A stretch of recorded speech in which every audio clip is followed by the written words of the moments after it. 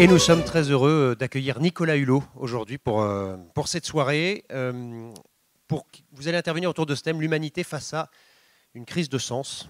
On connaît l'urgence dont la planète a besoin. Et donc je vous laisse la parole dans 2 minutes. Avant cela, je donne le micro à Nicolas Barnier, qui a quelques mots à nous dire. Merci.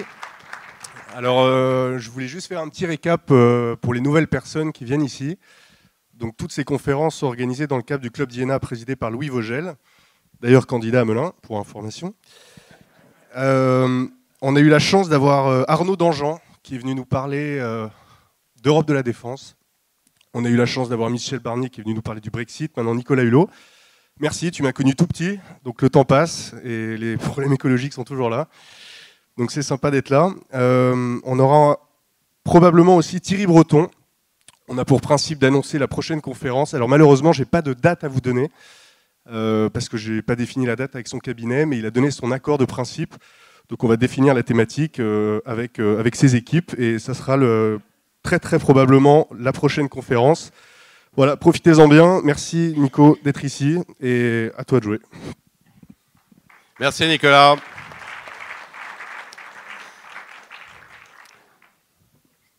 Oui.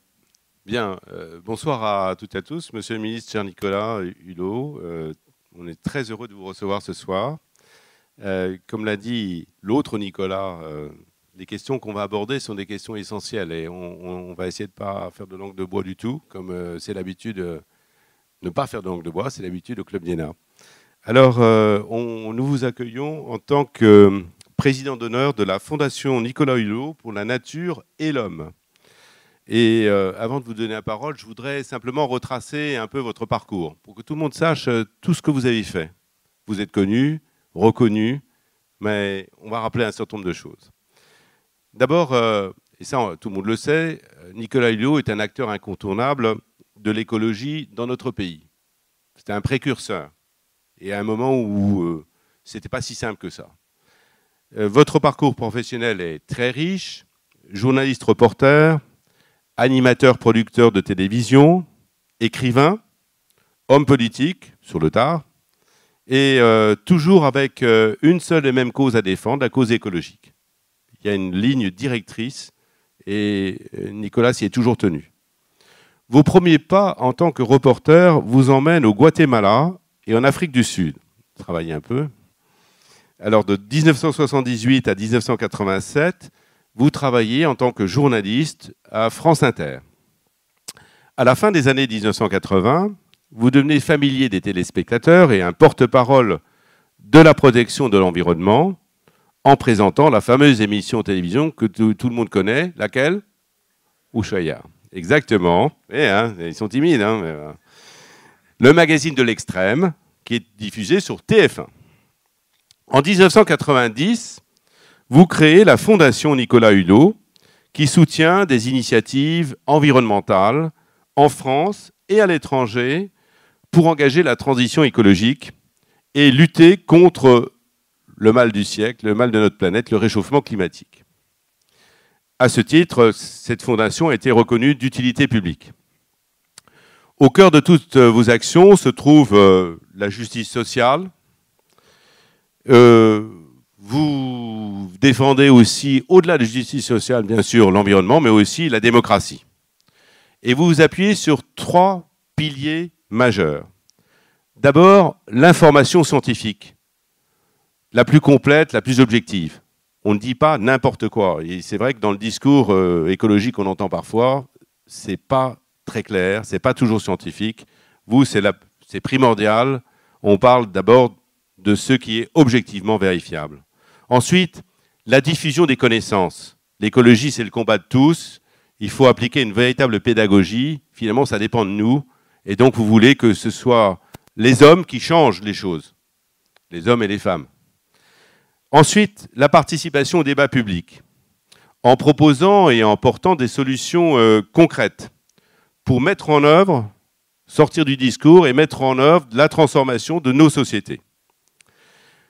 La Fondation est le symbole de votre combat pour l'écologie Et c'est alors dans cette foulée qu'au début des années 2000, vous vous lancez en politique. Vous conseillez notamment le président Jacques Chirac, avec lequel vous nourrez une relation à la fois sincère, de confiance et respectueuse.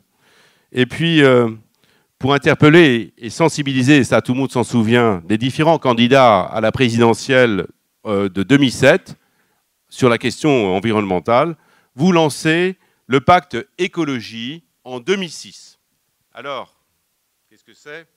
Ce pacte a été signé par 5 candidats sur les 12 déclarés à la présidentielle et par 740 000 citoyens. 740 000 Français ont signé ce pacte. Le 17 mai 2017, vous êtes nommé ministre d'État chargé de la transition écologique dans le gouvernement d'Édouard Philippe. En juillet 2017, vous présentez le plan climat. C'est un projet de loi qui engage la France vers la neutralité carbone à l'horizon 2050 et dans lequel notre pays s'engage 1. À cesser toute production énergétique à partir du charbon d'ici 2022 et puis à arrêter la commercialisation des voitures roulant à l'essence d'ici 2040.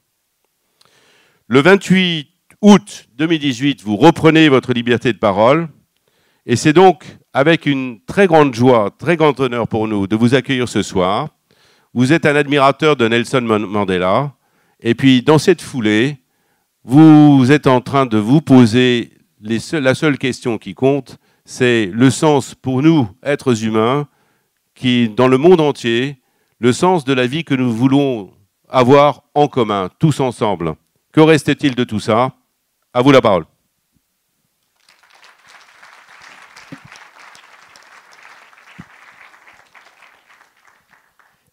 Merci à Nicolas, je ne sais pas où il est, voilà, de m'avoir donné l'opportunité de vous rencontrer ce soir. Merci de votre accueil et de votre bienveillance. On aura l'occasion, probablement dans la deuxième partie, à travers des questions totalement libres, d'échanger sur des points très, très concrets. Mais il y a 50 manières de rentrer dans l'enjeu écologique. Il y en a une qui est moins coutumière et qui pour moi est essentielle. Le mot crise est employé d'une manière assez régulière. Par définition, normalement, une crise, c'est un mauvais moment à passer et on s'aperçoit que pour finir, ça devient un langage permanent. Ça veut dire probablement que nous traversons une crise qui est plus profonde qu'il n'y paraît. Et il y a une composante de cette crise que l'on s'évertue, me semble-t-il, à occulter et qui pour moi est essentielle.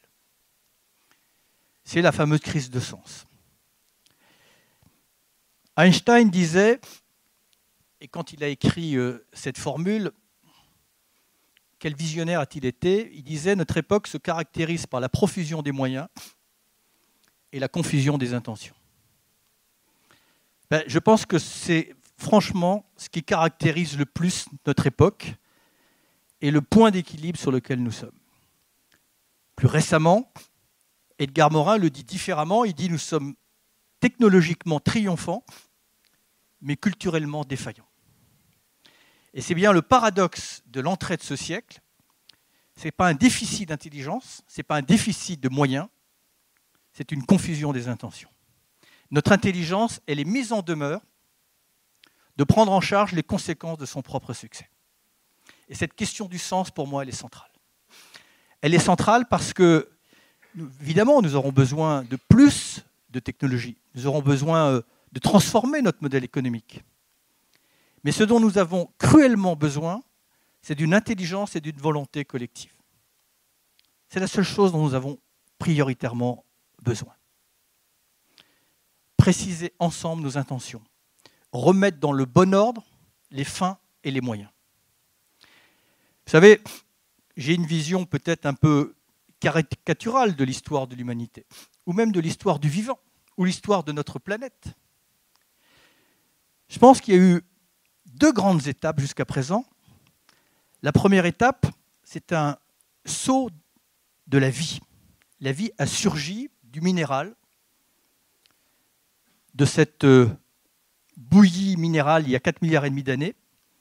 Puis après, il y a eu un deuxième saut, c'est le saut de l'esprit. C'est l'homme qui a pris conscience de lui-même.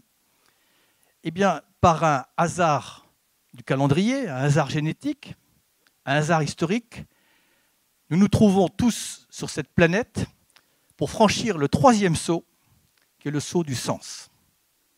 Et pour moi, c'est quelque chose de vital et d'essentiel. Se reposer les bonnes questions. Qui sommes-nous? Où sommes-nous? Et non pas où voulons-nous aller, mais où pouvons-nous aller? Parce que tous les chemins n'ont pas d'issue. Tous les chemins n'ont pas de dénouement heureux. Et le chemin que nous avons emprunté nous conduit inexorablement vers un dénouement tragique. Et c'est bien le grand paradoxe. Et vous citiez Mandela. Mandela disait, ce n'est pas votre puissance qui pose problème, c'est votre aveuglement. Et je pense que la question fondamentale, c'est d'essayer de savoir à quel moment il y a eu un découplage entre nos actions et nos intentions. À quel moment nous avons dévoyé la notion première du mot progrès? Qu'est-ce qui fait que nous avons confondu une addition de performances scientifiques, technologiques ou économiques avec la notion de progrès? Ça, ce sont des questions, pour moi, que nous devons nous poser. Ce rendez-vous critique que la crise écologique, dont la crise climatique est une composante de la crise écologique, on peut la voir de deux manières. On peut la voir d'une manière tragique si on laisse les événements nous dicter l'avenir. On peut la voir comme une extraordinaire opportunité parce que je pense qu'il était plus que temps que nous nous posions collectivement un certain nombre de questions basiques et que nous redéfinissions ensemble les fins et que nous y mettions les moyens une fois que les fins collectivement auront été établies. Pourquoi est-ce que je pense que c'est une opportunité? Parce que pour la première fois dans l'histoire de l'humanité, il y a une cause qui vaut pour l'ensemble de la famille humaine. Au-delà de la diversité économique, culturelle, religieuse, géographique, comme le disait Martin Luther King à propos de la cause des Noirs, nous sommes condamnés à agir ensemble ou à tous mourir comme des idiots. Et dans cette société, ce monde fragmenté, parfois même balkanisé, nous n'avons pas d'autre option que de jeter des passerelles alors que la tentation est de dresser des murs. Et c'est en cela où je pense que cet impératif écologique, qui tout d'un coup va peut-être, si nous saisissons cette injonction, nous faire sortir d'une forme de crise d'adolescence, d'état d'ébriété dans laquelle le succès technologique, qui lui-même est la conséquence du succès scientifique, cet état peut-être d'insouciance qui nous a déliés de tout. Parce que le grand désarroi tragique de l'homme moderne, c'est qu'il n'est plus relié à rien. Il s'est délié de l'histoire, il s'est en train de se désolidariser du futur parce que si nous continuons sur cette trajectoire, nous allons précipiter les générations juste là, qui sont déjà dans les cours d'école, dans un monde pour le moins chaotique. Et puis peut-être dans cette même vanité ou aveuglement, nous nous sommes désolidarisés du vivant. L'homme pense pouvoir faire cavalier seul dans cette diversité qui l'a précédé. Parce que si l'on cherche un indice de civilisation, si l'on considérait que la planète, au lieu de s'être créée il y a 4,5 milliards d'années, pour que ça soit plus perceptible à l'esprit, s'est créée il y a juste 1 an. Nous serions, nous les hommes, arrivés le 31 décembre à minuit moins 10 secondes. Alors, évidemment, quand on regarde ce que nous avons provoqué, on peut être peut-être fier de notre puissance. Mais on est plutôt en situation, à mon avis, à un moment ou à un autre, de passer justement d'une période de vanité à une période d'humilité. Que l'homme se rende compte que la diversité, la solidarité, ça n'est plus une option. C'est la condition au succès du XXIe siècle. Je dis ça parce que les lois humaines doivent s'inspirer des lois de la nature. Et nous aurions tout intérêt à nous en inspirer. Et dans la nature, la diversité, c'est la clé du succès. Mais la solidarité, depuis le début, depuis que les premiers atomes se sont associés, depuis que le plancton a figé dans l'atmosphère primitive le gaz carbonique qui empêchait la vie de se développer sur Terre, ce principe d'alliance, de coopération, c'est ce qui a permis le succès de la vie. Et nous devons faire de la solidarité la valeur cardinale du XXIe siècle. Pas pour des raisons morales, pas pour des raisons éthiques.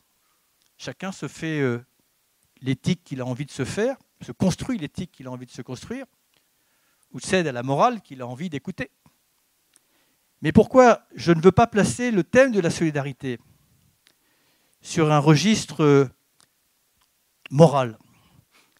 Je veux juste vous expliquer pourquoi la solidarité ne peut plus être une option. Et je ferai le lien entre la solidarité et l'enjeu écologique. La solidarité ne peut plus être une option, pourquoi?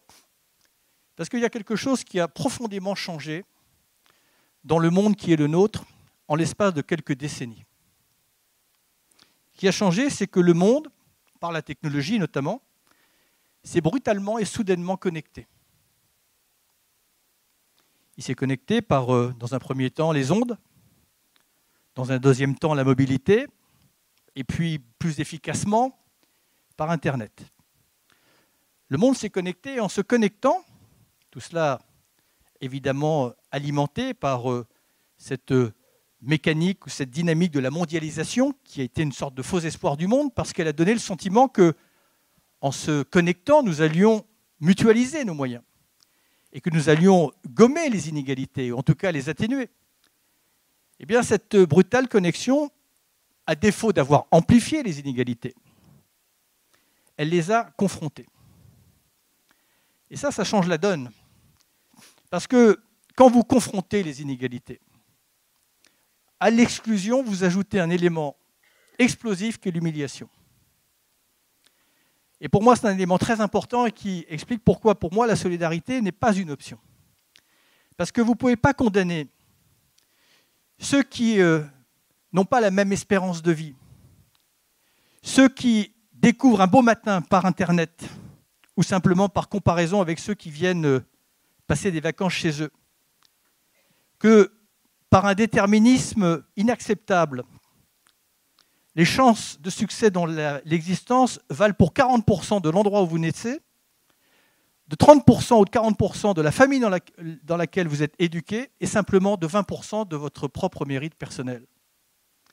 Quand une femme en Afrique, comme 40 000 d'entre elles chaque jour, découvre un beau matin parce que sur Internet, tout se voit, tout se sait, tout se transmet, que son enfant va mourir d'une maladie dont on a le remède ailleurs.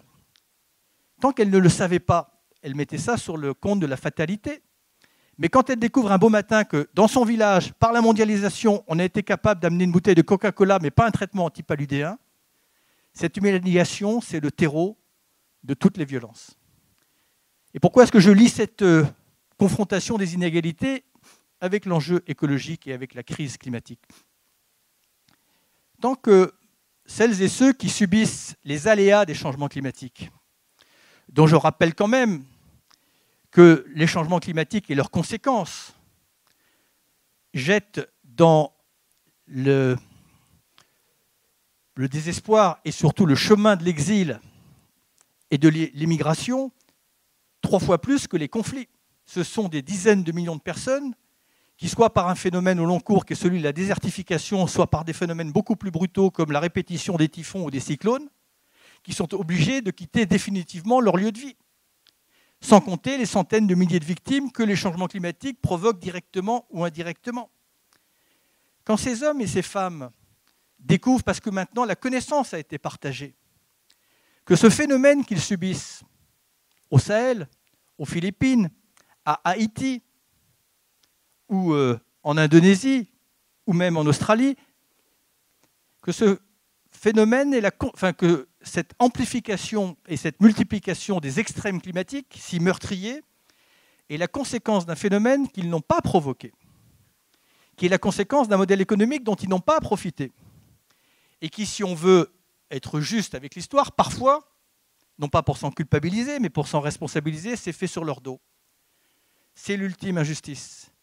Si le climat frappe prioritairement les plus vulnérables, ces populations qui subissent alors qu'elles n'ont pas provoqué et que de surcroît, on ne vient pas pour les aider à s'adapter au changement climatique, aucun monde pacifique n'est envisageable au XXIe siècle. Donc simplement, ce que je veux dire, c'est que cette connexion du monde, elle nous oblige de gré ou de force à construire un modèle qui partage, mais pour pouvoir partager, il ne faut pas un modèle qui épuise. Et c'est là où l'enjeu écologique et l'enjeu économique se joignent. Un modèle économique qui est basé sur la compétition, la concentration et la prédation n'est pas compatible avec un modèle écologique qui partage et qui protège. Parce qu'un modèle écologique, il préserve la ressource, il la protège. Et donc, on voit bien que nous sommes à un moment, à un point de bascule, à un moment à la fois passionnant et effrayant. Passionnant parce que nous avons tous les outils sur la table. On aura besoin, oui, que la science ou la recherche nous valide un certain nombre de points faibles. Mais dans l'immédiat, ce n'est pas de ça dont nous avons prioritairement besoin. Ce dont on a besoin, encore une fois, c'est de partager une vision. C'est de remettre les choses dans le bon ordre. C'est de renouer l'économie avec ses vertus originelles. L'économie, contrairement à ce qu'on croit, ça n'est pas, comment dire, à la base, c'est la science de la rareté. Le mot économiser, il est suffisamment significatif en soi. Ça n'est pas dilapidé. Dans les économies des peuples premiers, croyez-moi, le mot économie n'a jamais été transgressé. Et au passage, nous aurions beaucoup à nous inspirer de la philosophie ou de l'éthique de ces peuples qui disparaissent sans même que l'on s'en rende compte. Et il faut revenir à la notion originelle du mot économie. Si, pour ceux qui se sont intéressés à cette période de l'histoire juste après-guerre, quand à Philadelphie, l'Organisation internationale du travail a été créée, l'objet de l'économie, c'était bien le but de l'économie, de participer à l'épanouissement de l'humanité. Le rôle d'une entreprise était de même. Et que sont devenues au fil du temps ces notions-là? On a inversé les choses. On a indexé la finance sur les besoins de l'économie, on a utilisé les hommes comme du vulgaire capital humain. Eh bien, il faut revenir à l'origine des choses parce que c'est le seul modèle qui puisse nous permettre d'avoir des relations apaisées. Le bonheur des autres ne pourra plus se faire au détriment des uns ou des autres parce que tout se voit et tout se sait. Donc nous sommes quelque part condamnés à faire alliance. Mais nous sommes condamnés à faire alliance aussi avec la nature. Parce que l'homme ne peut pas s'exclure de la diversité. Il ne peut pas faire cavalier seul. Il doit prendre conscience, alors qu'il a été un peu aveuglé par l'hypertrophie de la technologie, que tout ce qui le nourrit, tout ce qui le soigne, tout ce qui lui permet de vivre, ce n'est pas le commerce, ce n'est pas la sphère marchande qui le produit, elle lui fournit, mais c'est bien la nature. Le modèle économique qui est le modèle dominant dans l'Occident, c'est constitué sur l'exploitation des ressources naturelles. Mais dans un monde qui épuise ses ressources, si nous avions écouté dans les années 70 les économistes du Club de Rome qui nous avaient très simplement expliqué qu'un modèle économique qui est basé sur l'exploitation infinie de ressources finies n'a pas d'issue, nous n'en serions pas là. Et donc, l'heure est venue, non pas de nous culpabiliser, parce que l'enfer est parfois pavé de bonnes intentions, simplement d'accepter que nous avons nos propres limites. Et que, comme disait Jean Rostand, la science a fait de nous des dieux avant de faire de nous des hommes. Eh bien, ce à quoi nous sommes confrontés en ce début du XXIe siècle, c'est simplement d'accomplir notre phase d'humanisation. Et devenir humain ne devrait pas être si compliqué que cela. Mais nous resituer dans un tout. Nous resituer par rapport à ce dont nous avons hérité et par rapport à ce que nous devons transmettre. Nous situer dans le tissu du vivant. Parce que, quelle que soit notre intelligence et qui ne fait pas défaut, et nous en avons des démonstrations tous les matins, je ne pense pas que nous puissions, avec notre intelligence dans un temps limité, rétablir les grands équilibres climatiques ou se substituer aux services rendus par l'ensemble des écosystèmes ou de la diversité. Einstein, toujours lui, disait « Est-ce que l'humanité survivra de plus de 20 ans à la disparition des abeilles ?» Alors c'est une formule, mais dites-moi quelle technologie ou quelle main-d'œuvre pourra aller polliniser chaque plante alimentaire, une par une. Donc nous sommes dans cette crise de civilisation, cette crise de sens, qui nous a emmenés dans une crise qui a comme dénominateur commun une crise de l'excès. Parce que quand on regarde le petit dénominateur commun de la crise économique, de la crise écologique, mais je dirais aussi de la crise culturelle, c'est notre incapacité à nous fixer des limites. Et nous entretenons une forme de mensonge d'un monde qui pourrait donner accès à tous à des besoins, à satisfaire des besoins illimités. Et donc nous avons un monde à construire, trouver ce point d'équilibre entre ce que la nature peut nous donner, ce que l'on peut lui demander, et ce que les exigences sociales, les exigences morales, les exigences de solidarité nous imposent d'exercer. Mais là où il y a une sorte de malentendu sur la crise écologique, d'abord il y a un malentendu souvent sur le vocabulaire lui-même. Je vous ai entendu tout à l'heure parler d'une crise environnementale. La crise environnementale donne le sentiment, je ne sais pas si c'était vous Nicolas, que c'est une crise qui nous est extérieure. Souvent on dit je suis inquiet pour la planète. Rassurez-vous pour la planète. Sur un plan géologique, notre apparition comme disparition sera un non-événement.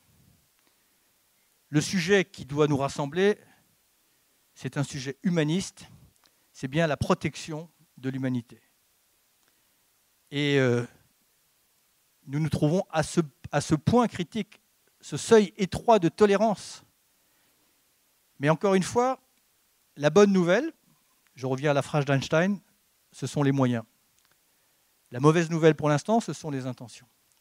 Eh bien, si nous n'esquivons pas ce rendez-vous, si nous sommes capables, encore une fois, d'additionner les choses dans un monde de confrontation, dans un monde de polémique, dans un monde où, comme disait l'autre, l'essentiel est sans arrêt sacrifié par le futile. Eh bien, si nous arrivons à hiérarchiser nos priorités, eh bien, on peut faire un saut qualitatif. Mais il y a une chose qui nous manque, c'est le temps. Le temps nous est compté. Et la crise écologique, elle est un enjeu universel qui, évidemment, nous impose d'en avoir une approche universelle.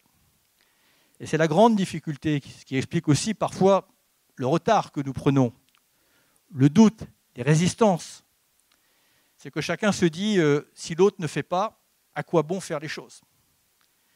Et c'est ce à quoi il faut résister. Se dire que l'action individuelle est insignifiante par rapport à l'ampleur de la tâche, qu'un État tout seul dans sa responsabilité par rapport à la crise écologique est assez limité. Mais ce raisonnement nous conduit au chaos.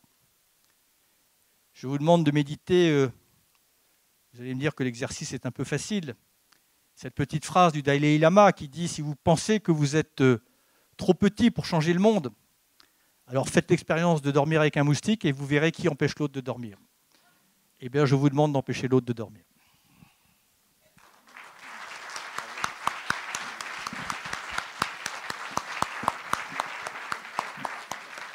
Merci beaucoup Nicolas Hulot. C'est le moment de poser vos questions. Je vous demande de lever la main, je vous passe le micro et on fait en sorte d'avoir le temps de poser un maximum de questions. Je me permettrai de commencer. Je voudrais savoir comment vous évaluez la prise de conscience. Parce que ce problème du réchauffement climatique, il est international. En France, on se rend compte quand même qu'on est dans un vrai tournant, que tout le monde est au courant de ça, que tout le monde souhaite faire des efforts, que tout le monde veut avancer. Comment on fait pour que cette prise de conscience soit internationale? Comment on fait pour que certains pays qui sont probablement encore assez loin de cela se réveillent rapidement? Parce que vous le dites vous-même, il y a vraiment urgence. La prise de conscience, elle est à géométrie variable. Il y a souvent des sincérités qui s'opposent, mais qui n'ont pas la même lecture des phénomènes. Moi, je l'ai confronté dans mon expérience gouvernementale. Je pense que mes interlocuteurs étaient de bonne foi dans leur volonté de traiter l'urgence climatique. Mais ils n'appréhendaient pas comme je l'appréhendais. Pour eux, c'est un sujet parmi d'autres. Pour moi, c'est un sujet qui conditionne tous les autres. Le diagnostic n'est pas le même. Pour eux, ce n'est pas le modèle dominant qui est en cause.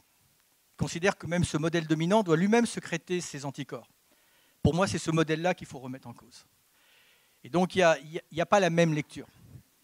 Et il y a souvent dans cette conscience, chez beaucoup des interlocuteurs, quand même ce petit doute de se dire, oui, la science nous a livré un diagnostic, la situation est délicate pour le moins, mais on va bien trouver quelque chose qui va nous permettre d'y remédier. Ce que j'appelle des résidus de scientisme ou de positivisme.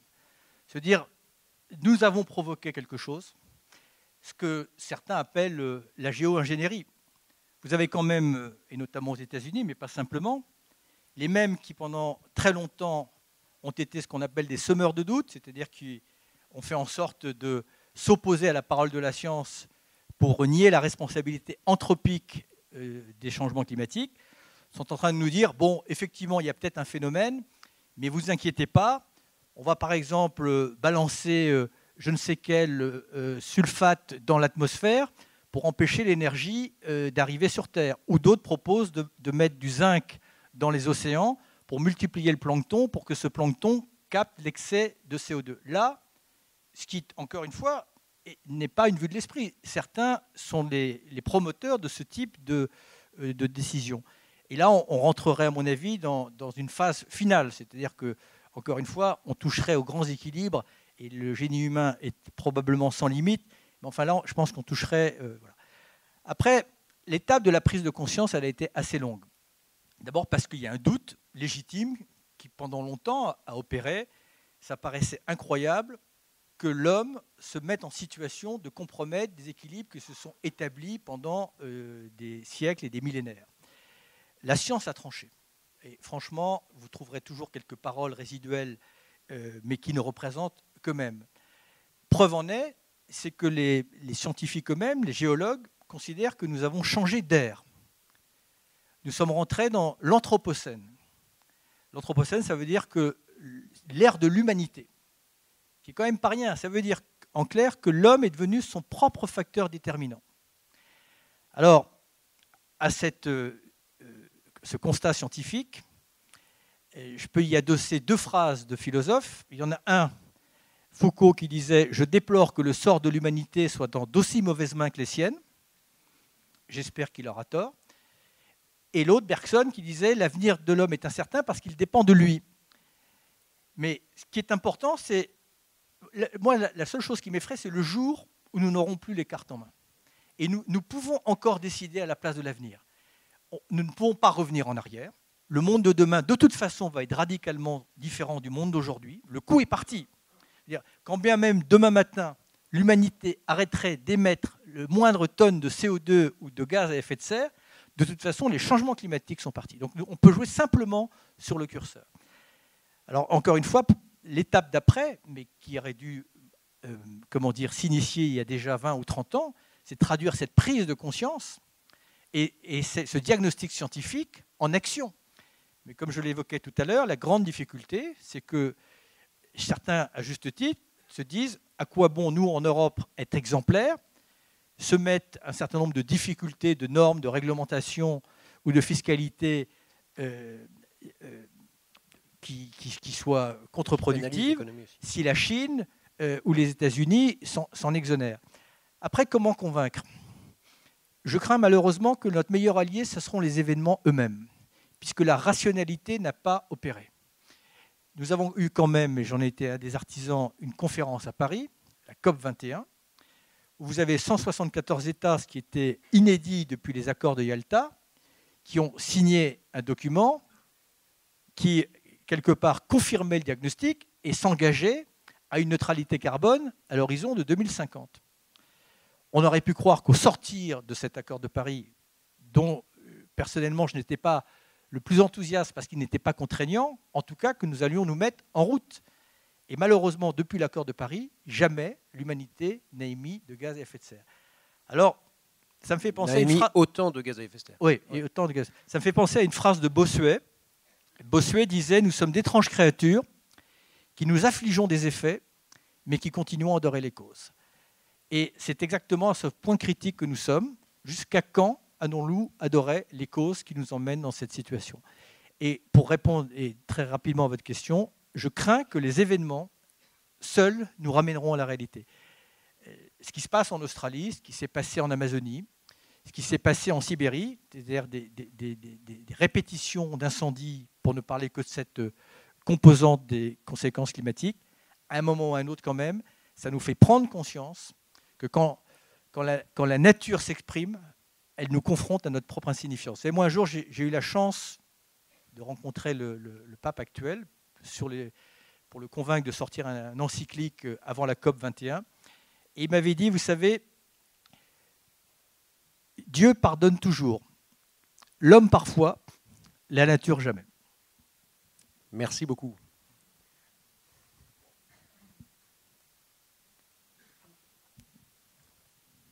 Oui, on parle du dérèglement climatique, on parle beaucoup moins de la pollution.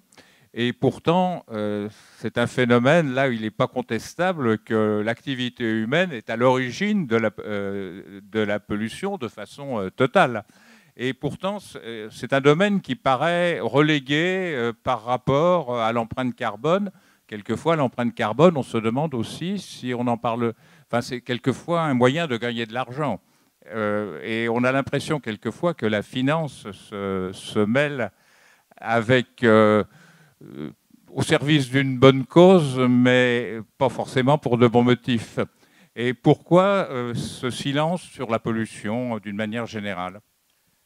Je ne sais pas s'il y a vraiment un silence. D'ailleurs, au passage, pourquoi est-ce que la Chine nous a rejoints dans l'accord de Paris ? Au départ, ce n'était pas une préoccupation par rapport au changement climatique. Ce qui a fait rentrer la Chine dans les accords de Paris, c'est justement les problèmes de pollution. Parce que dans certaines villes chinoises, pour ceux qui connaissent la Chine, souvent on dit que les enfants ne savent même pas que le ciel est bleu. Ce qui s'est passé en Chine avec l'arrivée d'une classe moyenne, c'est que vous avez des classes moyennes qui se sont mis à manifester dans certaines villes de Chine contre la pollution.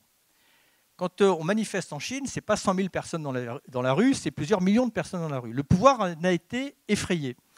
Lutter contre la pollution, c'est exactement les mêmes outils, notamment pour la pollution atmosphérique, je ne parle que de cet aspect de la pollution, c'est les mêmes outils qu'il faut mettre en place pour lutter contre le changement climatique. Et c'est bien par ce biais que les Chinois sont rentrés dans la dynamique des accords de Paris.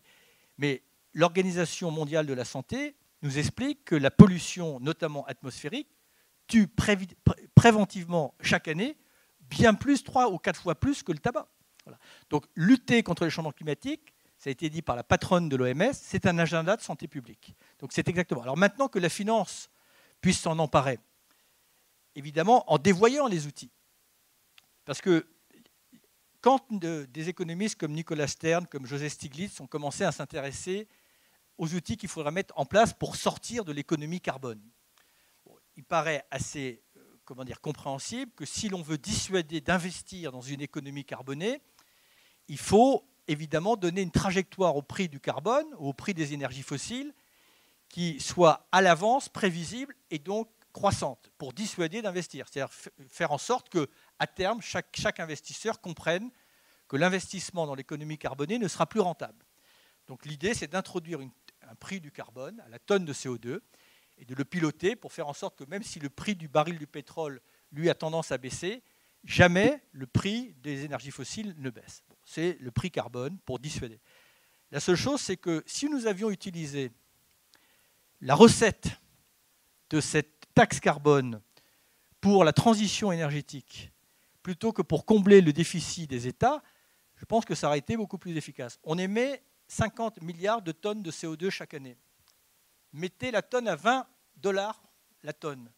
Vous avez 50 par 20, ça fait 1000 milliards que vous auriez pu affecter à la lutte contre la pauvreté, à la transition énergétique et à la transition écologique. Pardonnez-moi, je passe le micro. Bonsoir. Je voulais vous demander, donc, ayant décidé de quitter le système actuel, si vous estimez qu'il faille aujourd'hui dédier davantage d'énergie à transformer l'existant ou à créer le nouveau. Ou à créer le nouveau. Ah, oui.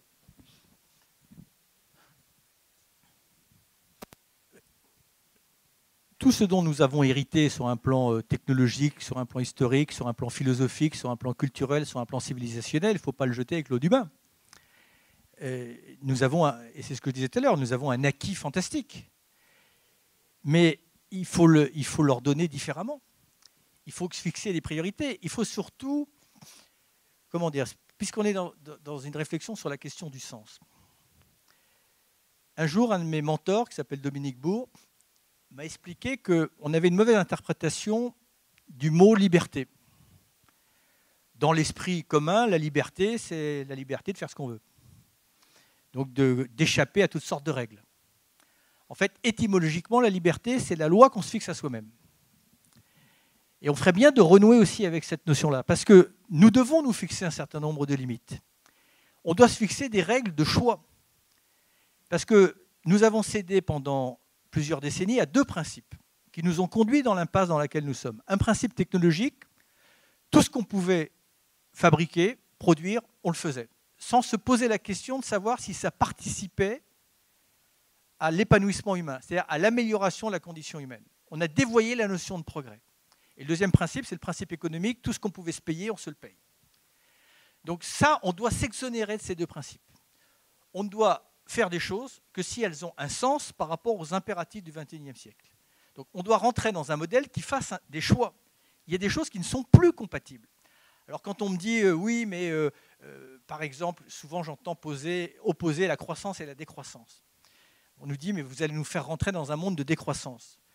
Si on ne fait rien aujourd'hui, puisqu'on est en train d'épuiser les matières premières et les ressources sur lesquelles s'est constituée l'économie moderne, la décroissance, elle va être brutale.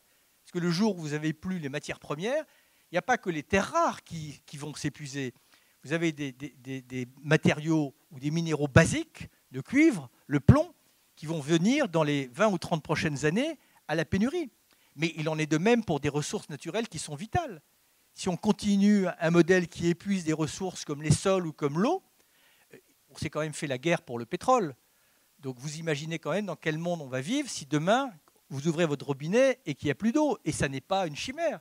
C'est une situation qui est totalement prévisible si on continue à fonctionner tel qu'on fonctionne. Donc oui, ce modèle qui est basé, encore une fois, sur une consommation, une production effrénée sans limite, d'une économie qui est faite pour extraire des matériaux, les transformer, les utiliser et les jeter, elle n'a pas d'avenir. Elle est en train de s'éteindre. Donc oui, nous devons transformer complètement notre modèle économique. D'un modèle d'économie linéaire, on doit passer dans un modèle d'économie circulaire. C'est là où on doit s'inspirer de la nature. Dans la nature, il n'y a pas de déchets. Tous les déchets deviennent des matières premières. Donc on a un monde à réinventer. Et c'est pour ça qu'on doit à la fois s'en réjouir, mais cette idée qu'on va réinventer le monde dans un esprit, d'état d'esprit tel qu'est le nôtre aujourd'hui, où on entretient la polémique, où on se confronte, où dans l'espace médiatique ou public, ce qui prend le plus d'espace, c'est le futile, alors que l'essentiel est relégué. La révolution qu'on doit faire, la première révolution, c'est la révolution des esprits. C'est-à-dire, à un moment ou à un autre, nous rendre compte de qui nous sommes, de ce à quoi nous sommes confrontés, de notre intelligence, mais aussi de ses limites. Et ensemble, d'édifier le modèle qui est compatible. Alors, ça ne sera pas forcément le même modèle. Est-ce que demain, nous continuerons à pouvoir acheter des biens matériels qui vont venir de l'autre côté du continent ou de manger des aliments qui auront fait 3 fois le tour du monde? La réponse, elle est non. Serons-nous moins heureux pour autant? J'en suis pas du tout convaincu. Donc oui, il va y avoir une transformation. Je l'ai dit tout à l'heure, ayez juste à l'esprit que le monde de demain va être radicalement différent du monde d'aujourd'hui. Il le sera de gré ou de force. Mais la seule chose, moi, qui m'effraie, c'est quand nous ne voulons pas... quand nous ne faisons pas preuve de lucidité. C'est-à-dire que nous repoussons, nous ajournons la mutation. Parce que plus vous ajournez la mutation, plus elle sera brutale. Plus vous l'anticipez, plus elle est socialement équitable. Voilà. Et c'est pour ça que je pense que nous avons un monde à changer. Moi, quand je suis rentré au gouvernement à mon niveau et à mon échelle, je voulais mettre en œuvre 3 principes pour engager la transformation de notre société. C'est une transformation sociétale. Ce n'est pas simplement une adaptation à la marge d'un modèle économique. Mais il faut 3 principes que nos démocraties ne savent plus mettre en œuvre parce que nous sommes toujours dans la précipitation et que nous avons une confrontation qui rend l'exercice très complexe. Et c'est pour ça que je ne blâme pas non plus les politiques. Il faut combiner le court terme et le long terme. Et souvent, quand vous avez une décision à prendre pour favoriser le court terme, elle est totalement contradictoire avec la décision qu'il faut prendre pour favoriser le long terme. Et je dis souvent d'ailleurs aux citoyens qui s'intéressent à ces sujets-là, bienvenue dans la complexité, vous verrez qu'il n'y a jamais une solution simple. Mais si vous voulez engager notre société, le monde, et l'Europe et la France et notre pays dans une transformation réelle, il faut un premier principe, il faut de la prévisibilité. Il faut se fixer des objectifs, il faut les fixer dans la loi, et je dirais même pour moi, il faut les constitutionnaliser pour que s'il y a une alternance politique, on ne remette pas en cause ces objectifs. Parce que si la contrainte est comment dire, assortie à un doute, c'est-à-dire que si les acteurs qui sont concernés par cette contrainte, que ce soit les acteurs économiques ou les citoyens, se disent que les règles du jeu vont changer, ils ne vont pas innover, ils ne vont pas changer. Par contre, si la contrainte elle est fixe, vous verrez que la contrainte elle n'est pas l'ennemi de la créativité, elle en est la condition. Et le monde peut changer si vous fixez des objectifs, mais que vous ne revenez pas en arrière. Donc le deuxième principe, c'est l'irréversibilité. Et le troisième principe, c'est la progressivité. Parce que dans toute transformation, dans toute transition, il y a des gagnants et des perdants. Et si vous n'identifiez pas les perdants, vous créez de la révolte sociale. C'est exactement ce qui s'est passé, notamment avec les Gilets jaunes. Dans cette recherche des moyens de réinventer le futur, de l'inventer peut-être, qu'est-ce que vous pensez des déclarations, notamment des Nations Unies, sur cette redéploiement, enfin sur cette 30%, cette zone de 30% qui pourrait être préservée dans je ne sais pas exactement dans quelle échéance et avec quels moyens, mais la déclaration était belle. J'ai pas dans le détail. Hein. Bon. Ce qui est certain, c'est que dans les dynamiques tragiques de la crise écologique, il y a une dynamique qui est pathétique parce qu'à chaque fois qu'une espèce disparaît, c'est un préjudice qui est inestimable et qui est irréversible. Et souvent, on découvre l'utilité d'une espèce, qu'elle soit insignifiante ou pas, au moment de sa disparition. C'est-à-dire, on s'aperçoit que pour finir, un insecte avait un rôle dans l'équilibre des prédateurs et que sa disparition a entamé, a initié une profusion de prédateurs qui met à néant, par exemple, des récoltes. Bon. Donc tout a une raison d'être dans la nature. Il faut avoir cette conscience-là. Le vivant, c'est un tissu excessivement délicat à l'intérieur duquel nous sommes. Quand vous brisez un fil, ben, le tissu a tendance à se déliter. Cette érosion de la biodiversité, qui évidemment dans un monde qui est devenu urbain, puisque maintenant la majorité de la population du monde vit dans un territoire urbain, donc la nature, et a fortiori la biodiversité, est devenue quelque chose d'assez abstrait. Mais jamais la biodiversité, depuis que la vie existe sur Terre, n'a subi une telle extinction. Bon. C'est franchement affolant. Affolant parce que si on continue dans cette dynamique-là, et là aussi la science a parfaitement modélisé, c'est 50% du vivant qui, en cours de siècle, même pas à l'issue du siècle, aura définitivement disparu de la planète. Je n'ose même pas imaginer les conséquences, parce qu'encore une fois, au-delà des espèces, vous avez des écosystèmes qui sont essentiels pour maintenir les grands équilibres. Une forêt, une zone humide, évidemment, a son utilité. Les insectes, sans les insectes, vous ne pouvez pas produire de plantes alimentaires. Si on veut préserver la biodiversité, on ne peut pas la préserver simplement dans des petits espaces. On arrive par exemple en Afrique à une situation qui a eu ses vertus pendant quelques années. On a fait des parcs nationaux en Afrique, qui au passage se réduisent de jour en jour parce que la démographie augmente. Dans ces parcs-là, comme il n'y a plus de corridor entre les parcs nationaux, vous avez deux problèmes qui se posent. C'est une dégénérescence génétique et deuxièmement, un problème de nourriture, puisque vous avez une population trop importante dans un espace trop réduit, au point que le Botswana vient d'autoriser l'abattage de 50 000 éléphants par hélicoptère, parce qu'il y a trop de population d'éléphants dans les territoires, dans les parcs du Botswana.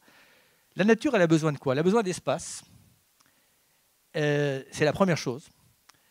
Donc oui, si vous ne faites pas des réserves intégrales dans les océans et également, évidemment, sur les continents, vous ne pouvez pas sanctuariser la nature dans des petites réserves. Ça ne marche pas. Ça marche un temps, mais après, vous avez dans des surfaces réduites des pans entiers de biodiversité qui vont disparaître. Il faut comprendre que l'érosion de la biodiversité, c'est comme les changements climatiques, ce n'est pas un phénomène qui est juste linéaire comme ça. Il y a des effets de seuil et des effets d'emballement. Voilà. Et la biodiversité a tendance à se réduire dans des espaces de plus en plus petits. Quand ces espaces vont disparaître, ce sont des pans entiers de biodiversité.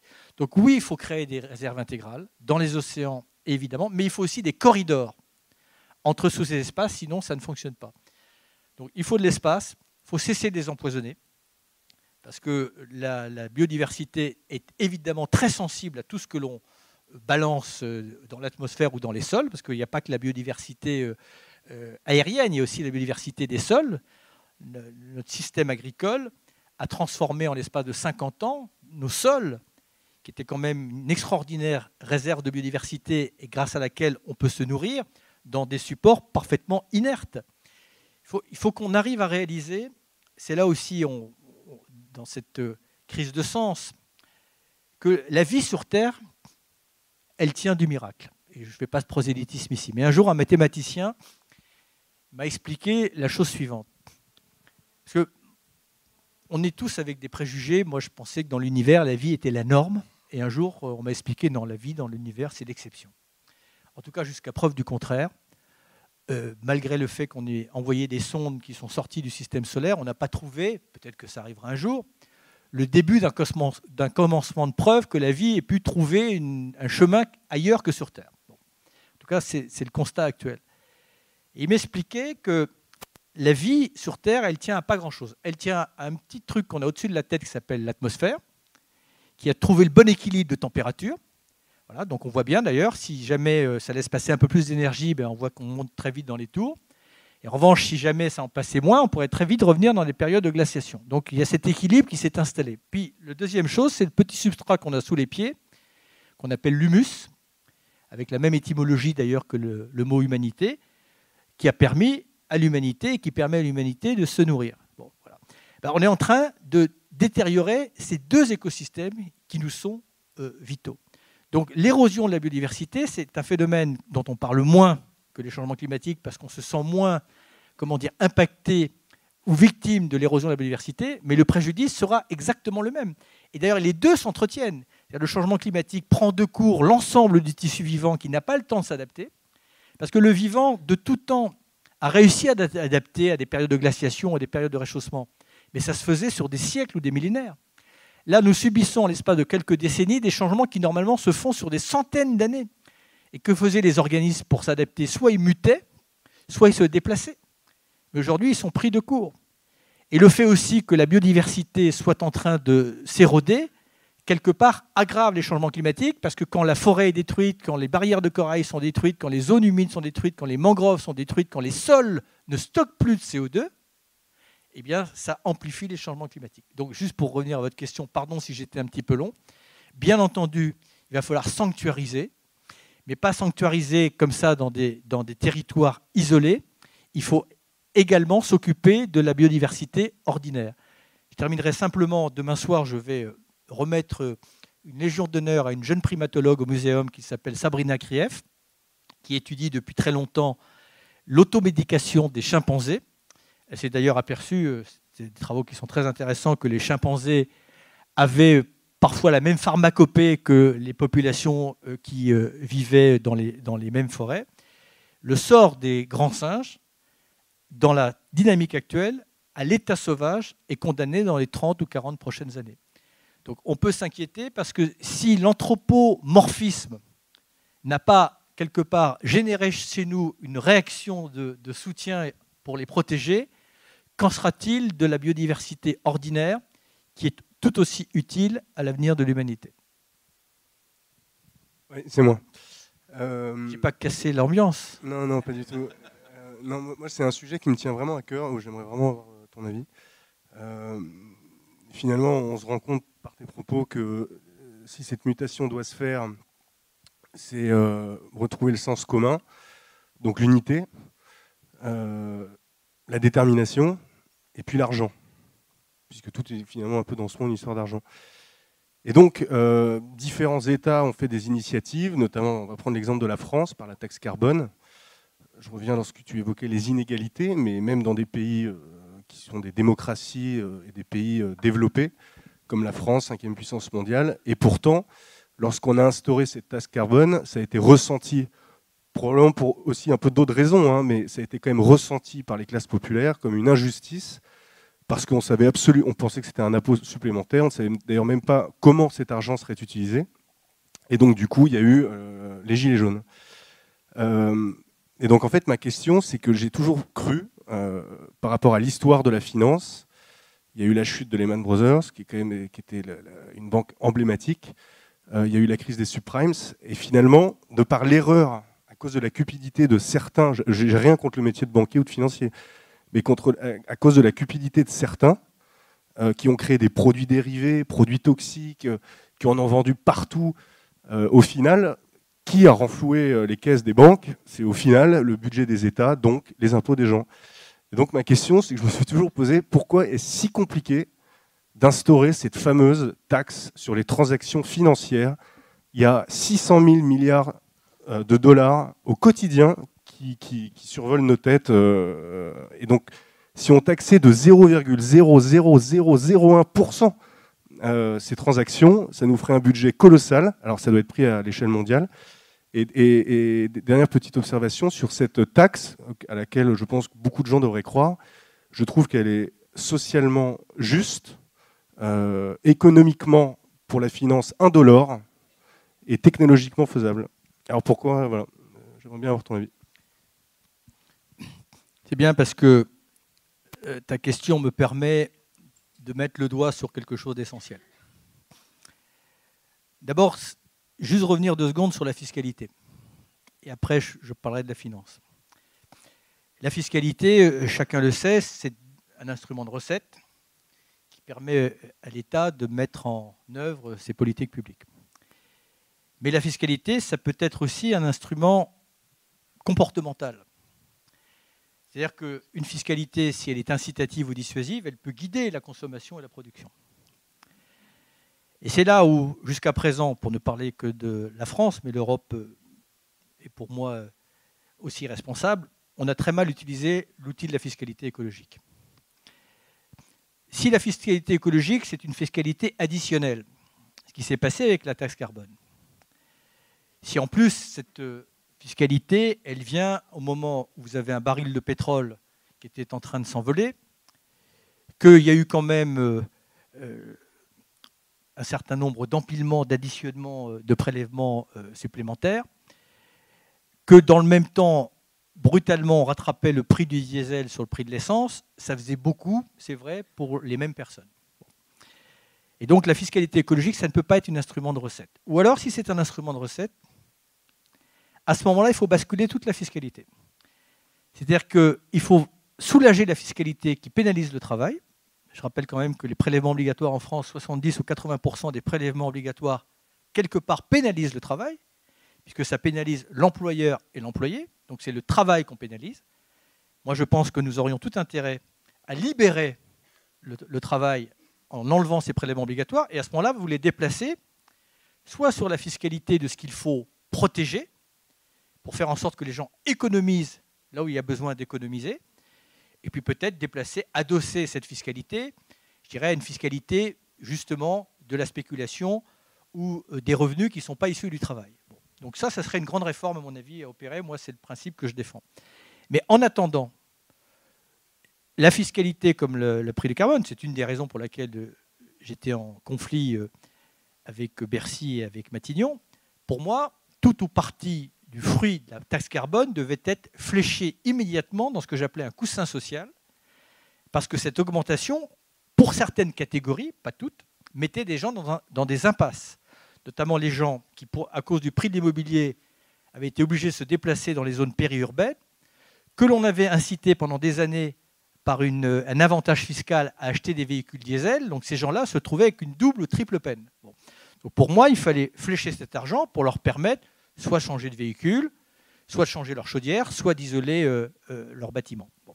Ça n'a pas été utilisé comme ça dans un premier temps, ça a été utilisé effectivement comme une recette supplémentaire pour combler le déficit de l'État. Et c'est pour ça que j'avais souhaité que mon ministère s'appelle le ministère de la Transition écologique et solidaire, parce que ça ne pouvait pas être, comme certains l'emploient avec un peu de gourmandise, une écologie punitive. Bon, voilà.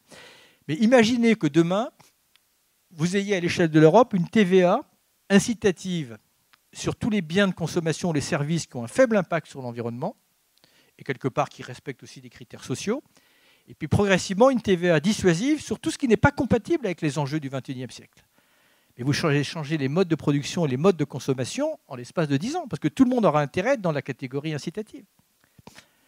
Alors après, la question essentielle que tu poses. Je pense que nous entretenons collectivement, pardon si je vais heurter un peu la salle, mais une mystification ou un mensonge collectif. En fait, les États n'ont pas les moyens de leurs ambitions. Ils n'ont pas les moyens de leurs ambitions parce que chacun connaît l'état des finances de nos États et que chacun sait que la première dépense des États, c'est les remboursements des intérêts de la dette. Bon. Donc les marges de manœuvre, elles sont quand même très limitées. Puisque l'économie est un jeu à somme nulle. Si tu donnes demain aux infirmières, tu vas prendre à la justice. Si tu donnes à la justice, tu vas prendre à la police. Bon, bref. Pourquoi est-ce que nous sommes dans cette situation aussi étroite? Tu l'as suggéré et évoqué. Sauf que jusqu'à présent, cette réalité n'était évoquée que dans un substrat dogmatique, idéologique et politique. Donc elle n'était pas audible. Mais pour moi, c'est une réalité que nous devons affronter. Nous avons laissé, quand je dis nous, les États, les gouvernants, pendant des décennies, un pan entier de l'économie échapper à la solidarité. Je ne parle pas de ceux qui fraudent. Je parle de ceux qui, en toute légalité, mais de mon point de vue, en toute immoralité, se sont organisés, soit pour échapper à l'impôt, soit se sont organisés pour gagner de l'argent sans passer par la solidarité. Et comme tu le disais, tout l'argent de la spéculation, notamment les taxes sur les transactions financières, mais ce ne sont pas les seuls.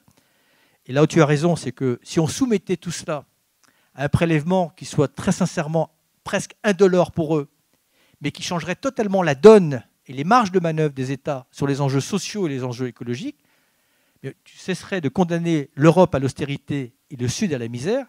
Et là, tu pourrais enfin tenir les promesses que tu as affichées. Qu'est-ce qui crée le discrédit qui est très dangereux dans notre démocratie entre le citoyen et le politique? Parce que moi, je ne souscris pas à ce discrédit. Parce que je dis simplement aux citoyens que de jeter simplement la responsabilité sur le politique, c'est un peu court. Ça ne dédouane pas le politique de sa responsabilité. Mais il faut simplement que le citoyen comprenne aussi que lui, parfois, soumet des injonctions contradictoires, qui veut bien le changement, mais plutôt chez le voisin. Voilà. Et que l'addition des intérêts sectoriels ne fait pas l'intérêt général. Et c'est ce à quoi le politique est confronté au quotidien. Donc il faut que chacun prenne sa part de responsabilité.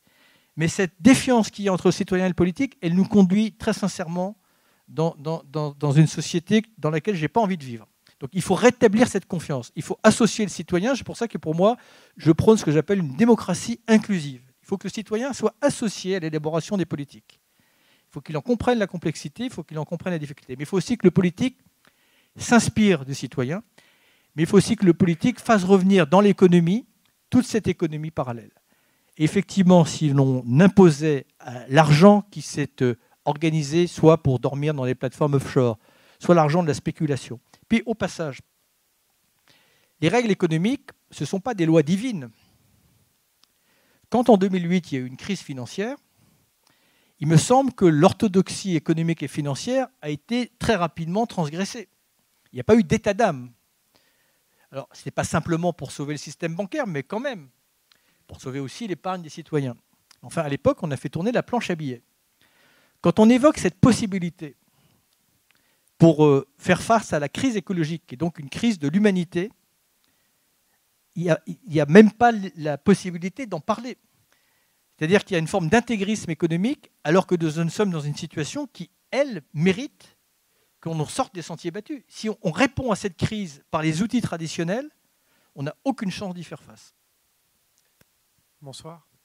J'aimerais avoir votre avis sur l'évolution de la démographie mondiale et du coup le lien avec l'écologie. Alors, c'est une question qui est toujours assez délicate. Et d'ailleurs, je voulais citer cette phrase que tout le monde connaît, mais ça fait du bien de la répéter, de Gandhi, parce qu'elle répond un peu partiellement, un peu facilement à votre question. Gandhi disait « Le monde contient assez pour les besoins de chacun, mais pas pour la cupidité de tous ». Elle n'est pas totalement hors du temps, cette phrase. Je pourrais vous faire une liste de ce que j'appelle la civilisation du gâchis, c'est-à-dire de ce que j'appelle des prélèvements indus qui ne participent pas au bonheur, à l'épanouissement de l'humanité dans beaucoup de domaines. On va prendre un exemple. Dans le modèle agricole conventionnel qui est dominant dans le monde, il prélève 60% de la ressource en eau de la planète, plus de 60%, seulement 3 ou 4% de cette eau est nécessaire à la croissance de la plante. Donc c'est là où on a besoin de la technologie, pour optimiser ça. Quand vous voyez aujourd'hui qu'on meurt plus de l'obésité, de la malbouffe que de la malnutrition, vous vous dites qu'il y a un problème. René Dubos, qui était un des pionniers de l'écologie, disait que ce n'est pas l'homme qui pose problème, c'est la masse de choses inutiles qu'il traîne derrière lui. Moi, je pense que la première question, c'est d'essayer déjà de sortir de cette civilisation. Quand, dans certaines pratiques de pêche, pour 4 espèces de poissons comestibles et commerciables, on va en impacter 190, ça c'est le modèle d'aujourd'hui. Pour 4 essences de bois qui ont une valeur marchande dans certaines forêts tropicales, on va en impacter 50 autres et on va détruire un écosystème et qu'on va laisser aucun substrat au sol pour que la forêt se régénère. Ça, ce n'est pas acceptable aujourd'hui. Que dans votre assiette arrive un produit qui aura fait 4 fois le tour du monde, ça, ce n'est pas acceptable aujourd'hui. Donc, pour moi, la première priorité, c'est celle-là, avant de se poser la question de savoir est-ce que nous sommes trop nombreux. Moi, j'ai tendance à penser que ce n'est pas la question prioritaire. Après, je fais confiance aussi aux démographes qui disent que de toute façon, la courbe va se stabiliser. Et que la meilleure manière de lutter contre la démographie, c'est de faire en sorte que les sociétés, économiquement et socialement et humainement, s'épanouissent. Parce qu'on voit bien que les courbes démographiques croisent les courbes économiques. Quand un pays prospère, eh bien, on fait moins d'enfants. Voilà, c'est comme ça que ça se passe. Vous avez partagé votre constat qui est clair, c'est-à-dire qu'il y a une crise à laquelle nos dirigeants ne sont pas vraiment à la hauteur. Ma question, elle est très simple, c'est qu'est-ce qu'on fait à l'échelle de l'individu? Qu'est-ce qu'on fait, nous, ici, qui sommes assis là? Qu'est-ce qu'on fait à l'échelle de l'individu? Est-ce qu'on fait grève, comme Greta Thunberg? Est-ce qu'on se révolte? Est-ce qu'on apostrophe nos gouvernements? Comment on fait? À part au moins prendre l'avion, à part ne pas laisser couler l'eau quand on se brosse les dents, qu'est-ce qu'on fait? Je suis un peu navré de la réponse que je vais vous donner. Je ne sais plus. Non, je ne sais plus parce que alors, ça ne veut pas dire qu'il faut baisser les bras, céder à notre pire ennemi qui est la résignation. De temps en temps, c'est tentant, évidemment. Tu dis, bon, allez, comme dit Edgar Morin, puisque tout est foutu, soyons frères. Mais, et je reconnais que garder l'espoir, parfois, ça devient un peu un acte de bravoure. Mais en même temps, qui peut prétendre que c'est déjà foutu? Très sincèrement, rien ne le dit. Qu'on soit sur la tangente, qu'il soit plus que temps de réagir et qu'il faut le faire à une grande échelle, ça c'est certain. Bon. Que les actions individuelles, de rentrer dans une démarche de progrès, de mettre un peu de conscience dans son quotidien, dans ses gestes de consommation, dans tous ses comportements, quand vous le multipliez par le nombre de jours et le nombre d'individus sur la planète, voilà, si, vous savez, quelqu'un me disait, le capitalisme sauvage, il est fragile parce qu'il suffit que les gens n'achètent plus ce qui est à vendre. Bon.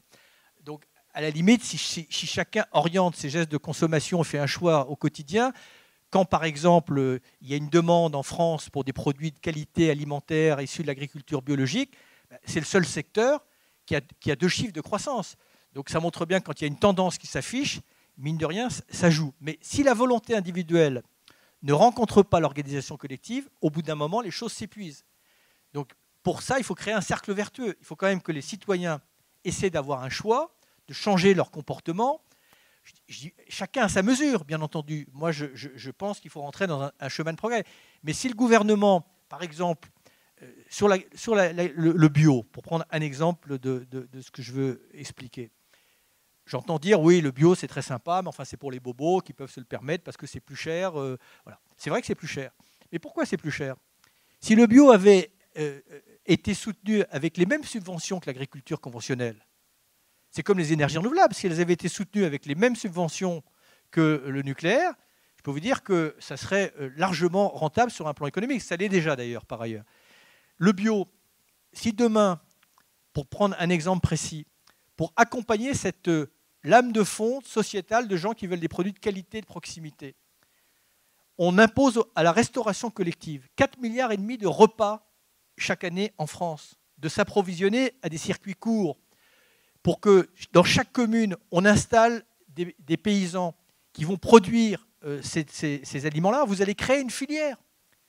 Et au lieu d'avoir une agriculture qui soit intensive en intrants et en pesticides, parce que l'agriculture bio, il faut plus de main-d'œuvre. Ben, vous aurez une agriculture qui sera intensive en emploi. Et c'est là qu'il faut arriver à jumeler les deux. Les politiques n'arriveront pas sans les citoyens n'arriveront pas sans les politiques. C'est pour ça que je suis très inquiet, parce qu'aujourd'hui, je vois une telle défiance entre les uns et les autres. Les uns sans les autres, on n'y arrivera pas. Donc si le nous ne prime pas sur le jeu, ça ne marchera pas. Mais si on part du principe que ce que l'on fait ne sert à rien, alors évidemment, si vous vous contentez de fermer le robinet pendant que vous lavez les dents, c'est vous donner bonne conscience à peu de dépenses. Mais on a quand même des grandes marges de manœuvre. Et je dirais que plus nous sommes aisés, entre guillemets, plus nous devons évidemment nous imposer un certain nombre de limites. Moi, il y a des choses sur lesquelles j'ai évolué, d'autres sur lesquelles je suis en progrès. Par exemple, j'essaie effectivement de moins prendre l'avion. J'ai du mal à ne pas m'en prendre du tout, mais voilà. Par contre, rien ne vous empêche de trouver un projet non seulement de compensation, mais de ce que j'appelle de compensation positive. Quand vous prenez l'avion, vous apercevez que vous émettez, je vais dire n'importe quoi, 20 tonnes de CO2, vous pouvez très facilement trouver sur Internet un projet de reforestation ou de plantation de mangroves qui va en stocker 40. Donc vous rentrez dans une démarche de résilience. C'est l'heure de la dernière question, je suis désolé. Ce sera pour mademoiselle. Merci beaucoup, merci de votre présentation. Je voulais juste revenir sur la première phrase que vous avez dite. Vous avez parlé de la profusion des moyens et de la confusion des intentions. À la lumière de tout ce qui a été dit jusqu'à maintenant, la profusion des moyens, pas trop finalement, parce que si je me mets à la place d'un politique, je n'ai pas vraiment les moyens des actions, que ce soit des moyens financiers. Et la confusion des intentions, par contre, on la voit bien, et j'aurais bien aimé savoir quelle est votre vision sur comment on peut remettre justement de l'intentionnalité dans l'homme politique. Comment arriver à réaligner des objectifs d'intérêt général et long terme avec un objectif de réélection basé sur un intérêt court terme. Et je trouve que c'est particulièrement pertinent en période de municipale. On sait que les acteurs locaux sont en première ligne, donc comment les aider ? Sur la profusion des moyens, vous avez raison quand vous dites que pour le politique, il n'a peut-être pas ce sentiment d'avoir la profusion des moyens. Dans nos sociétés, depuis 20 ans ou 30 ans, le produit intérieur brut n'a jamais autant augmenté. Donc la production de richesse n'a jamais été aussi forte. C'est sa répartition qui n'a pas été à la hauteur. L'économie, si vous mettez à l'économie conventionnelle, vous ajoutez l'économie spéculative dont on évoquait tout à l'heure, ce n'est pas l'argent qui manque. Vous savez, on dit que l'argent, c'est comme le fumier. Si on veut qu'il soit vertueux, il faut le répandre. Et le problème, c'est que l'argent, il se concentre. La phrase d'Oxfam qui mérite d'être mise en perspective, enfin que 1% détiennent 93% des richesses de la planète, elle donne un ordre de grandeur. Mais tant que ce modèle-là perdurera, effectivement, la solidarité restera un vœu pieux. Bon, donc et quand je parle de la profusion des moyens, je vous donne un ou deux exemples. Et une chose à laquelle j'étais confronté. Quand j'étais ministre, j'avais plusieurs portefeuilles, et notamment j'étais ministre des Transports, ministre de la Mer et ministre de l'Écologie. Et un jour, on me dit, il faudra que vous alliez à Dunkerque dans je ne sais pas combien de jours, parce qu'on va mettre à l'eau un super porte-container qui transporte 40 000 containers. C'est une super performance technologique, ça crée de l'emploi, etc. Sur un plan technologique, sur un plan de l'emploi immédiat, c'était extraordinaire. Sur un plan écologique, c'est tragique.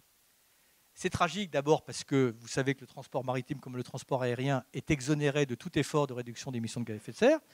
C'est tragique parce que ce porte-container, il va croiser sur l'océan un autre porte-container qui globalement amène les mêmes biens qui vont venir d'Asie en Europe. C'est tragique aussi parce que quand j'étais ministre de la Mer, un jour j'avais interrogé un amiral qui était en charge des affaires maritimes et je lui avais dit, mais le jour où vous avez une avarie sur un bateau comme ça, qu'est-ce que vous pouvez faire? Il m'avait dit rien, monsieur le ministre. C'est-à-dire que si demain il y a une avarie, on aura 40 000 containers qui flotteront dans l'océan. Mais il en est de même des super paquebots qui transportent 3 ou 4 000 personnes. Si demain on est une avarie, un remorqueur ne peut pas le prendre en charge. C'est-à-dire s'il va à l'échouage à la côte, on ne saura pas le prendre. C'est simplement ce que j'ai voulu dire, c'est que nous avons cédé à une forme de folie des grandeurs. Et même là-dedans, il va falloir qu'on se fixe un certain nombre de limites. La performance technologique, elle est là. Mais est-ce que ce porte-container participe à notre bonheur? J'en suis pas convaincu. Voilà, pardon de cet exemple, mais pour moi, il est très caractéristique. Alors après, comment on peut jumeler nos intentions et nos actions. Le drame de notre époque, vous savez, c'est Rabelais qui disait « Science sans conscience n'est que ruine de l'âme ». Moi, je paraphrase souvent la formule en disant « Science sans conscience sera la ruine de l'homme ». La science et la conscience se sont désynchronisées. Pourquoi ? Parce que la science a été beaucoup plus vite, et ses applications, on voit bien. Je veux dire, nous subissons des changements comportementaux dus notamment à la technologie. Regardez nos addictions, moi le premier, nous perdons un téléphone portable, je ne dis pas qu'on fait une crise d'hystérie, mais enfin j'en ai vu quelquefois le faire. Ça prouve que les changements sociétaux sont très brutaux. Et la conscience est à la ramasse. Est-ce que quelqu'un est capable de me dire aujourd'hui si l'addiction aux écrans, c'est plutôt vertueux ou pas ? Je pense qu'on se pose des questions, on n'en est pas convaincu. Bon, voilà. Donc, il faut qu'on arrive à resynchroniser cette science et cette conscience. Pour moi, c'est très important.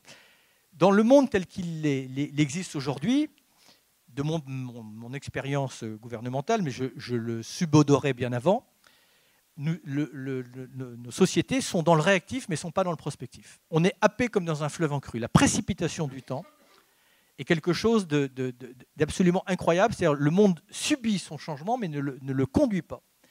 Ce n'est pas une question d'intelligence, ce n'est pas une question de capacité des hommes politiques. Notre système démocratique n'a pas été adapté pour une telle fulgurance. Bon.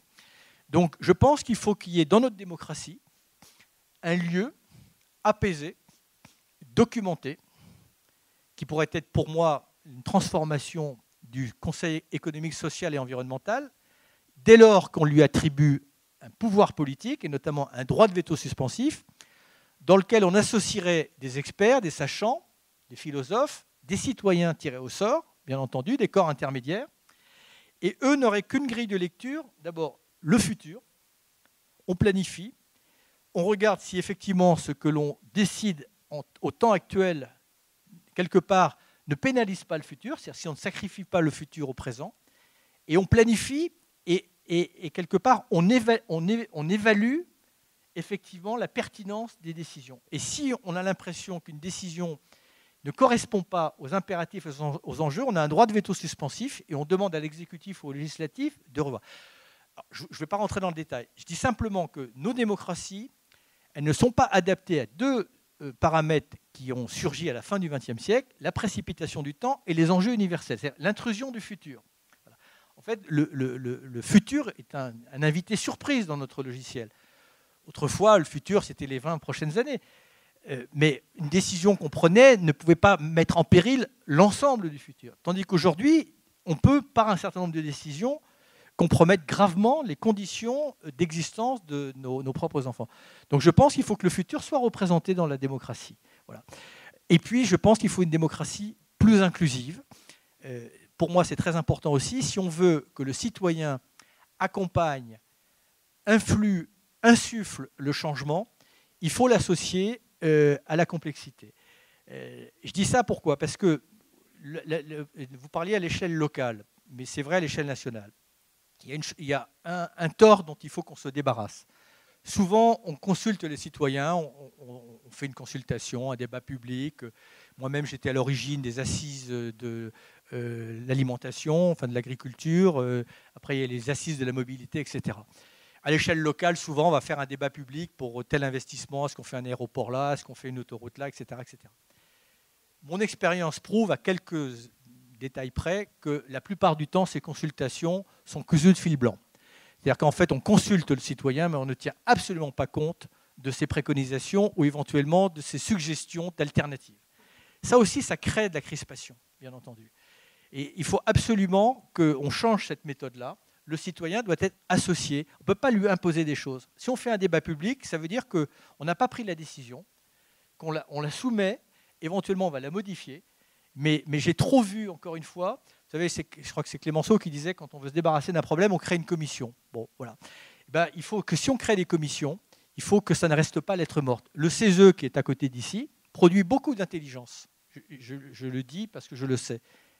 Mais l'État n'en prend jamais connaissance.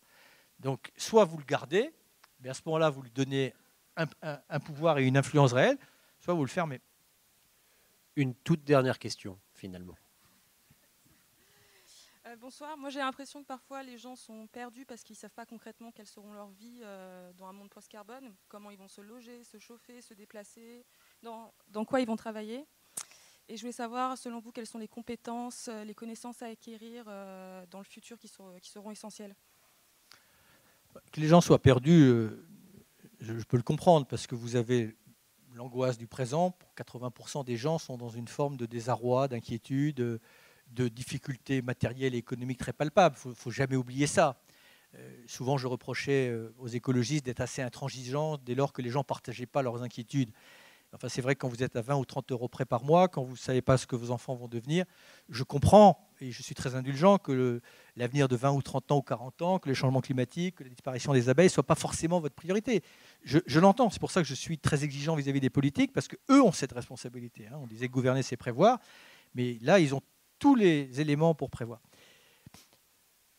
Ce qui fait défaut aujourd'hui, sur ces sujets-là, c'est un état d'esprit. Vous savez, moi, quand j'étais peu de temps, j'ai été ministre, je trouvais très dur les séances à l'Assemblée nationale, parce que je voyais cette espèce de culture du ring, de l'affrontement, de la polémique. Je la mettais en comparaison par rapport à la gravité de la situation, qui exige qu'à un moment ou à un autre, on se retrouve sur l'essentiel. Tant qu'on sera dans une société dans laquelle d'ailleurs les médias sont gourmands de ça. Un média, quand il vous invite sur un plateau, il se fout de savoir, pardon, mais à quelques exceptions près, vraiment le fond de votre pensée. S'il peut vous trouver la petite formule qui va vous mettre en opposition avec quelqu'un, demain matin je fais France Info, je peux vous dire je ne vais pas y couper. Alors est-ce que Macron c'est le meilleur écologiste au monde? Bon, voilà. Si on ne change pas cet état d'esprit, encore une fois, si on ne se retrouve pas sur l'essentiel, on ne va pas y arriver. Je ne sais pas comment on fait pour changer d'état d'esprit, mais et se retrouver sur une vision, sur un récit. Parce qu'il y a le constat, maintenant il faut savoir quel monde on peut construire ensemble. À quoi peut ressembler le modèle agricole de demain? À quoi peut ressembler le modèle énergétique? À quoi peut ressembler le modèle économique? Mais encore faut-il que chacun s'y mette.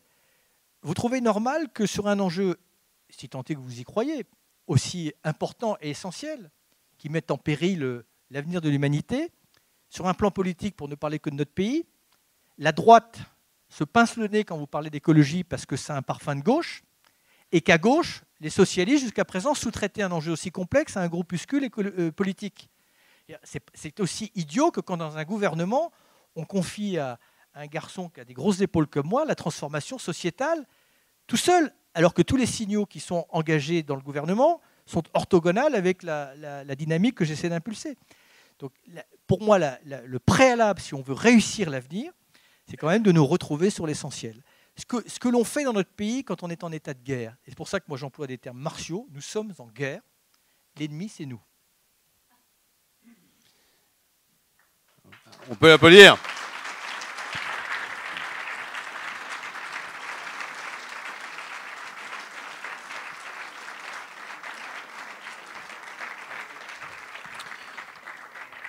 Alors, juste un mot, parce que Nicolas nous a dit un tas de choses terribles sur ce qui n'allait pas. On est en état de guerre, on finit par ça, mais en réalité, le message qu'il délivre, c'est quand même un message profondément optimiste. Parce qu'il a dit, les moyens sont là, nous pouvons encore décider, il n'est pas trop tard, et il ne faut pas laisser les événements nous dicter notre avenir. Et donc, si on se reprend en main, si on fait ce qu'il faut faire, si on remet l'homme au centre, parce que c'est par lui que ça passe, eh bien, on peut changer les choses. Et moi, je trouve que c'est pas mal de le dire. Il faut commencer par là. Non, il faut le faire. Et je suis sûr qu'on va y arriver. Il est trop tard pour être pessimiste. Voilà, il est trop tard pour être pessimiste. Merci, Nicolas.